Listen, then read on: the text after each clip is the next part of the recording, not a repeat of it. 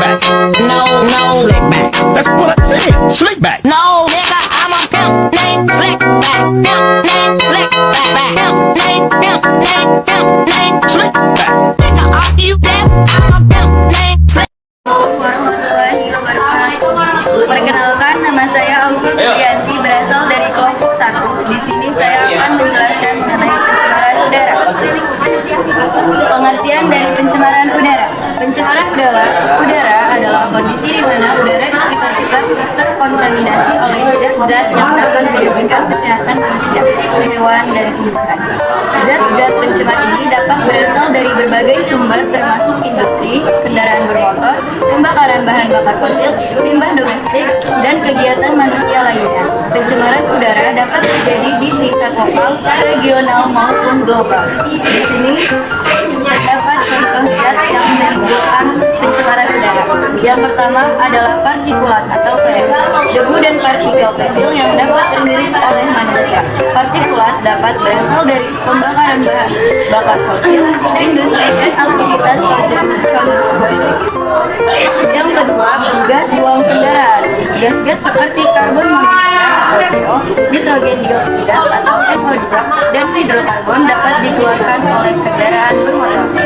Yang ketiga, emisi industri. Berbagai zat kimia berbahaya seperti sulfur dioksida atau SO2, oksida nitrogen atau NOx, dan senyawa organik volatil atau VOCs dapat dilepaskan oleh kegiatan industri. Yang keempat, ada limbah domestik.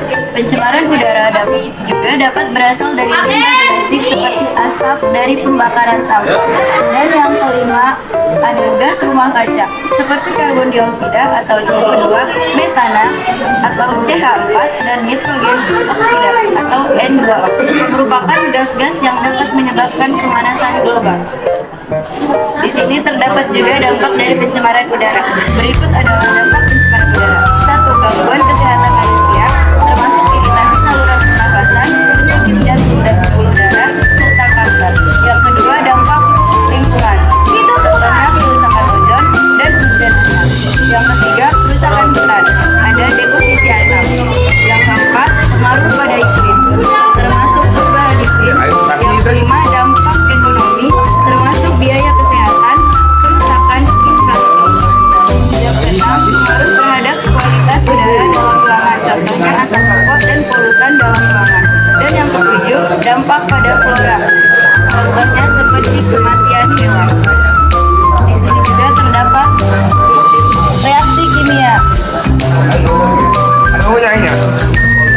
Sekolah. Reaksi kimia oksidasi nitrogen oksida atau NO menjadi dioksida nitrogen atau NO2.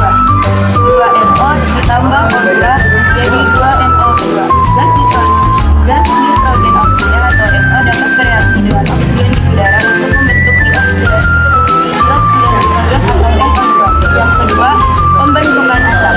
Partikulat udara C ditambah O2 menjadi CO2, S ditambah O2 menjadi SO2, 2NO2 menjadi 2NO2O2 dapat terbentuk dari reaksi kompleks yang melibatkan senyawa. Yang ketiga, oksidasi senyawa organik volatile atau VOC.